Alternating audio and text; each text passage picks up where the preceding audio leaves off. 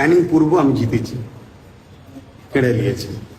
আমডাঙ্গা জিতেছি, অশোকনগর জিতেছি, দেগঙ্গা জিতেছি, মধ্যমগ্রাম জিতেছি। এখন বললে অনেকে হাসবে, টোল করবে, অনেক কিছু করবে। এটা আমার কথা নয়, যাদের দ্বারা কাড়া হয়েছে তাদের এই কথা। 4 বছর পরে মারাত্মক অভিযোগ করছে। না না, আমি অনেক আগে থেকে বলে আসছি, অনেক আগে থেকে বলে আসছি। মামলা গেলে বলবেন তাহলে? মামলায় দেশে কিছু হয়? হ্যাঁ? তাহলে শুভেন্দুর বিরুদ্ধে মামলা করলো না কেন মমতা?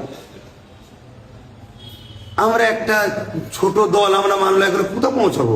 দেখলেন না তিলক তোমার বিরুদ্ধে, তিলক তোমাকে যারা রেপ করেছে কোটি কোটি টাকা লাগিয়ে 21টার উপর নাকি ভিআইপি উকিল লাগিয়ে দিল। তাহলে মামলা তো চলতেই থাকবে। কথা বুঝে আসছে?